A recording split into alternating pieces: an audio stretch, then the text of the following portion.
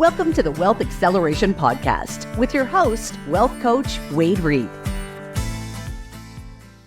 Hello there, Money Masters. It's Wade Reed again, founder of Money Mastery Coaching and host of the Wealth Acceleration Podcast. Welcome to this episode. Today, I want to talk about the core framework I use when coaching clients and helping them accomplish their financial goals very effectively with regard to money. So money is an object of the mind, right? It is something that's constantly on our minds. We use it every day to transact and to get the things that we want. And very commonly, I run into people who are just stressed out about money. Like, I don't know what I have. I wish I had more. I wish I could do more. I wish things were simpler. I hate managing money. I'm scared of it. I'm overwhelmed by it. I mean, have you ever experienced something like that with regard to your personal financial life? I know I have at times, and so I'm certain you have. I mean, this is my life's work. I've been at this nearly 20 years, and I have dealt with it over and over. And I think perhaps one of the reasons I do what I do is because I really wanted to overcome it. I wanted to find a way to be really a master of money. And so thus the name of the company, right? Money Mastery Coaching. My method has been built out of hundreds and hundreds of clients and tens of thousands of hours. I mean, probably close to 20,000 hours of conversations at this point in my career regarding the topic of personal finance. I've studied the gurus. I've been in the trainings. I've read the books. I've practiced the methodologies myself. And what I've come up with is a framework and a method I call O.S.O.M. So I want you to be awesome money masters. O.S.O.M is an acronym. It stands for getting organized, having a system in place for money management, optimizing your financial life, meaning like you tweak it and improve it over time, and then maximize your financial life. So again, organize, systemize, optimize, and maximize your financial life. And I want to get into each of those, perhaps in individual episodes, and at least briefly today. So I want to give some context, though, to personal finance before we jump into the meaning and what goes into each of those four components of my O.S.O.M method. So personal finance, what is really personal finance? Finance is a term that we use that has to do with transacting, actually. Finance is how you pay for things. We pay for things with our effort. We might go trade with somebody and say, hey, you know, I've got this ability to do a certain thing. Maybe it's accounting work. Maybe it's physical labor.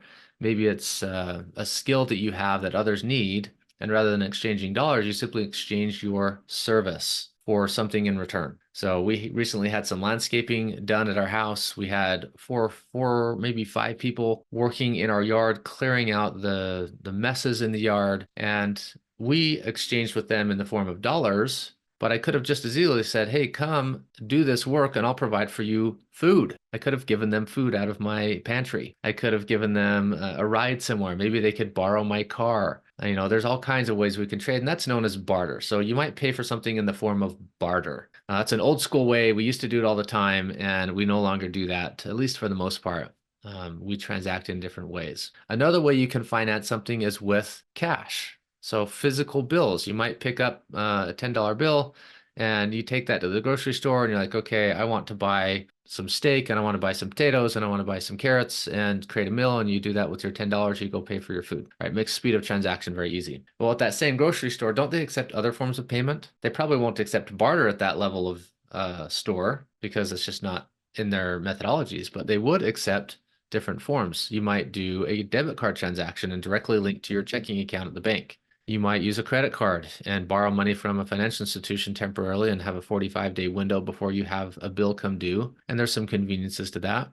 So that's debt financing. And then you might use a Venmo, right? Some places are allowing for that today, but again, that's kind of an intermediary where it moves from your bank account to that temporary intermediary called Venmo or PayPal. It actually is held at their bank for a couple of days. They temporarily finance it, and then they give you a day or two, and then your transaction actually moves from your bank account to them. And then, of course, the payment's taken place. So financing is just how we transact. It's the method with which you choose to make your payment. So what about the personal side of it? Well, that should be very obvious, right? Personal finance is about you. It's your person. It's what you do to create value. It's what you do to earn an income. And there's about 5 or 6 key things that we do in the personal finance realm. One of those is earn income. And then we need to do something with that income. We need to store it somewhere. And we typically call that savings. And then we need to use it in some way to get the goods and services we need to fulfill our lifestyle, our needs and our wants. So that's spending. And then in addition to that, generally we have a desire to hold on to some of it for later use and growth for what we might call retirement. I'm not a huge believer in retiring because I believe that we are built to do things we love, to do work. It brings us joy and satisfaction and progress. And so I don't really envision a formal retirement in my future. You might in yours, but it might just be a function of what you've learned over the years. So I invite you to think about retirement being that if you choose to retire, that you're retiring to something else that you care about, purpose and passion and belief, and maybe it's generosity and volunteering. Maybe it's consulting, maybe it's just a new venture in your life, but you retire from something into something else. What I have found in those who retire from jobs that they typically have hated over the years is that they fall flat in life. They feel purposeless and sometimes will die early. I have a couple of anecdotal stories from my peers whose parents have passed early because of the just craving of retiring. I'm going to work for 30 years, and when I'm done, I'm going to retire and go do the things that I love. And then because they didn't have purpose, their health declines, and then they end up passing away and they don't really get to do the things they wanted to do in life. So I think retirement is a notion that can be harmful to us if we don't have the right context. So retire to something rather than from it. So thereby, one of the things we do with personal finance is set it aside and invest it. So that's number 4. So we earn, save, spend, invest. What else do we do with it? Well, there's also this function of giving back that oftentimes people bring up. I want to give back to society. And that can be, of course, in volunteering, but also in the form of dollars. We might give to charitable causes we believe in. It's very common to have 10% of one's income set aside for the purpose of giving and generosity. That's called a tithe, a tenth of our income. That comes biblically from the Old Testament in the days of, I don't know who to say, but there was this guy named Melchizedek, and he is one who received tithes from Abraham. Abraham was a big proponent of giving. It was a law of the day. In Malachi, between the books, the last book of the Old Testament talks about robbing God by not giving tithes and offerings, and that he will promise us a blessing greater than we can receive. In fact, he says he'll open the windows of heaven to us if we will give of our tithes and offerings. And so there's something really powerful, whether you believe religiously or not, in that principle. It is a principle of success in life. And even those large organizations that have been around for a long period of time, their founders believed in the importance of giving back in some way. So there's foundations that have been set up to provide educational resources, libraries, training programs, scholarships, etc. So giving back is a really important part of our personal finance life, and strongly encourage you to have that as part of your plan, as your strategy for wealth creation, that when we give, we invoke this law of reciprocity, which brings more back to us at some point in time. It may not be the next day, it may not be the next week, but at some point in time, we get a remuneration of the dollars and effort that we give by having goodwill out there that people will be generous back to us. I have found personally that when I give generously, that you can't outgive God. Things always come back in greater abundance than what I've sent out. So that's another component. And then we have this thing called tax, right? Income, personal finance is a big component. In fact, you might imagine a fence. Imagine this with me. You've got a top rung that supports the vertical slats of a fence, the bottom rung that supports the vertical slats of a fence. The top rung you might call simply the topic of personal finance. And vertically, these slats include what I've just been describing to you, the earning of income, the saving, the spending, the investing, and the giving components. And then the bottom rung is taxation. In fact, taxation is a part of everything we do. It's one of the most frustrating and most costly things that we deal with in personal finance is taxation. So if you're watching this video, above my right shoulder, there's a book called Tax-Free Wealth by a CPA and strategist called Tom Wilwright. He's been very good about helping us understand the financial system. If you read that book, it's quite easy to understand. It's one of my favorite books when it comes to understanding how tax and taxation works and some of the benefits that can be achieved by having a small business through which you can run expenses. That gets a little more complex when we start to get into businesses, but many of you are business owners, and so it's really important that you understand that. In fact, all of us really ought to take the time to read through our 2-page tax form called the 1040. If you read through the line items, there's a ton of clues. Simply reading through the line items, most of you have never done that, but I strongly, strongly encourage you to do that. Read through your tax return, get familiar with it, be familiar with the line items and why things were plugged in there and why they weren't. Talk to your CPA or tax preparer about why the line items were filled in and which ones were missed and what you can do to qualify for more deductions. We need to be proactive about personal finance. And that's kind of the core of what I wanted to get to. Personal finance has to be personal. We have to take it personally. We have to recognize that no one else will care more about our money than ourselves. No fiduciary, quote unquote. A financial advisor who's called a fiduciary, who's supposed to only do things in your best interest, they're still self-interest in their lives. They're trying to make a living. And so they get the responsibility of many, many people's financial investments and financial lives. They honestly just can't. I'm a fiduciary as well, although I don't have licenses to be a formal fiduciary. I believe in the concept of doing right by clients and only doing what's in their best interest. I do represent life insurance companies. I've been doing that since 2009, so my licensing is in that realm. I believe in, and my focus, my personal finance practice, both in coaching and in the position of safety. I help clients build the foundation of their financial lives through life insurance products and annuity products that create certainty, which is a great complement to the risk that's associated with businesses and real estate and investing in other things. So you need to be careful with that stuff and take it personally. We need to have a personal interest in how we're creating an income, how we deliver value, how we solve problems, how we engage with employers or customers or clients. If you're a business owner. So even if you're an employee somewhere, you are actually a business owner. If you think of it in that context, I am a business owner with one client right now. My one client is my employer, and I want to be my best self, create the most value, make others look good in the organization so I can progress up the corporate ladder if that's the space you're in, and you want to become a greater leader and have more income. If you're not in that space and you're an owner of a company, you might have multiple clients, customers, or people that you serve, and thereby you have more diversification of income sources because you have multiple people who pay you. And your organization then takes in that income, it pays salaries to you and to your employees and contractors, and that's what I'm talking about. Oftentimes with business, we're very careful and deliberate about how we handle those things. If you look at any large business, there's balance sheets and financial statements and accountants who manage things, oversee budgets, oversee planning so that the resources are used wisely, that the business can sustain itself and it can be there for many, many years, ideally generations. Some of the large banks and financial institutions and corporations like GM, these companies have been around because they've been very well managed. That's a really big deal. If we follow the principles of what businesses do in our personal financial lives, we'll be careful. We'll have a personal financial statement of some kind that measures our income and our expenses and whether we're profitable or not. We'll have a balance sheet that measures the progress we're making with the things that we own versus the things that we owe and the equity that we have that we're building up in our life. And those things are measuring sticks that help us know how we're doing. So if we take personal finance personal, we'll be measuring how we're doing. We'll take some time. It doesn't require a lot of time, actually. And that's where the system that I have for my clients comes into play. So first we get organized. We gather our financial data. We look at our mindset. We look at how we've come to believe things about money, how we just our day-to-day behavior about it, whether we're proactive or reactive, all the time, none of the time, whether we're scared about money or excited about it, whether a miser, whether we're a saver, whether we're some people call it a money monk. There's these different personalities about money. Oftentimes in a marriage, there's one who's more aggressive and risk-oriented and spending oriented, and one who's more safety oriented and kind of accounting oriented.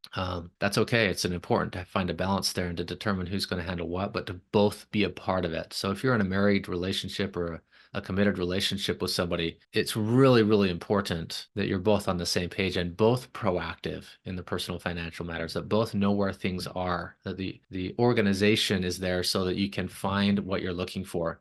Now, those who coach with me, I give them a very comprehensive financial organizer I call a financial scorecard. It has a list of documents that you need to gather and organize.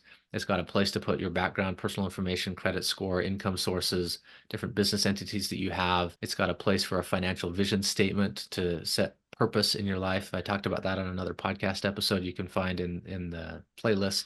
There's a place for your balance sheet, what you own versus what you owe. There's a place for your personal financial statement, the income versus the expenses and whether you're profitable or not. There's a place for your protection information, all your insurance products and your estate planning.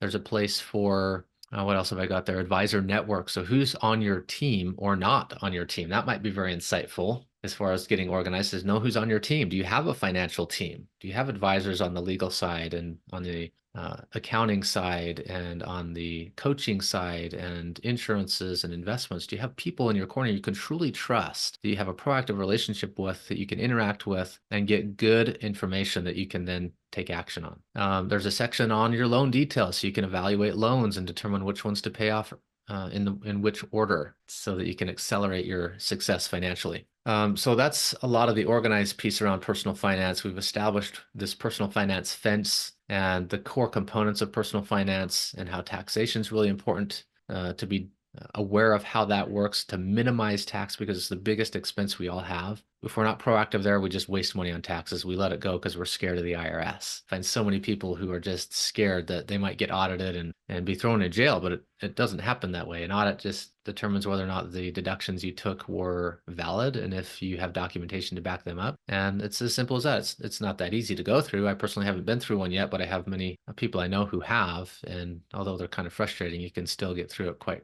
easily as long as you've got good documentation. So again, being proactive, taking personal finance personal allows us to get through some of these what might be stressful things much easier. Okay, so systems. We've talked about organization. We're talking about systems now. To manage money, we need to have a system. We need to have a way to measure what's coming in, what's going out. There are tracking tools, plenty of software platforms out there that help out with this.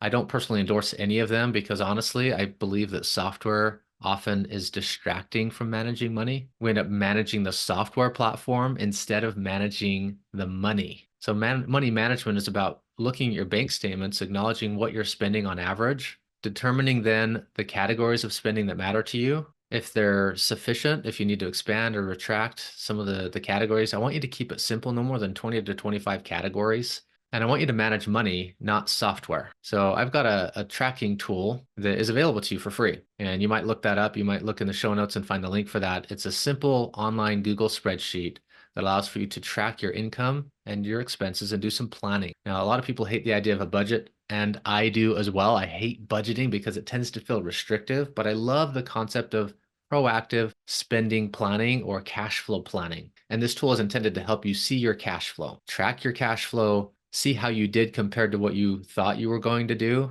and not feel good or bad about yourself necessarily. Just acknowledge it. Be a good steward over your money so that you have this tool to know how you're doing, to be able to populate a financial statement called a profit and loss or an income statement. They're the same thing, just slightly different names. You want to measure how profitable you are, because if you're not saving anything from your income, you're probably spending it all, living paycheck to paycheck because you don't have clear vision and purpose in your life. So if you're feeling like you're spending everything and don't really have clear purpose, that's something that you hire coaches for. Coaches often help you find purpose and get clear on what that is so that you can align your financial decisions with purpose. All right, next component, once we're organized and systems are in place, we're tracking and managing, and we've got a series of accounts that are in place, then we can optimize. Once we know what's going on, we can start to tweak things. Does this subscription really make sense for me? Does it truly align with my values? Does this insurance product really make sense for me? Do I need to increase my coverage, decrease my coverage, add a new coverage? Am I missing my estate planning? Should I put that in place? Do I do just a will? Do I do a revocable living trust? Do I do it all? Do I do just a part of it? We look at our investments. Is the 401k or IRA that I have actually serving me well? Do I have sufficient liquidity? Should I stop funding it for a while so I can pay off some debts? Should I stop funding it at all because I don't want to be in a government partnership where I lose access to my money and it can only be in risky investments? And I'm in a partnership with the IRS where they say I can only access my money at age 59 and a half or older. Otherwise, I'm going to pay an extra 10% tax. Ugh, right? I don't want to be in a situation where I'm forced to pay extra tax if I need access to my money. So some of you may go, oh my gosh, I didn't even know that was a thing. Yes, it's a thing. Yes, you are in a partnership and we need to know the terms of that partnership. It's good practice to be proactive in how we choose partners in our life, just like you did with a spouse or a committed relationship that you're in, or possibly a business partner.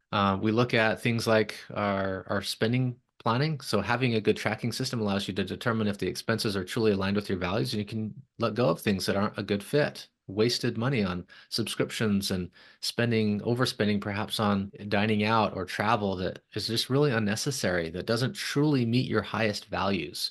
That's optimization. That way we have more money with which to maximize our future. This is my favorite part of personal finance. After we get that other stuff out of the way, we can maximize. And maximize is about turning your surplus cash that you're setting aside in your savings and now learning how to invest. And investing is so broad. You can invest in so many ways, in real estate, in businesses, in your own business, in other people's businesses, but ultimately investing and putting money to work is about putting people to work. I might have to do a whole nother podcast on this topic, but in essence, the only way you put money to work is to put other people to work. You have to hire people to do things on your behalf that can create more income than you could create on your own. That's what businesses do. They have an idea of something they want to deliver in terms of a good or a service. They then hire people to go out and market it, produce the product, produce the service, deliver the service. And in doing so, a certain income is created from each product that's sold or service that's sold. And if your expenses to provide that service are less than the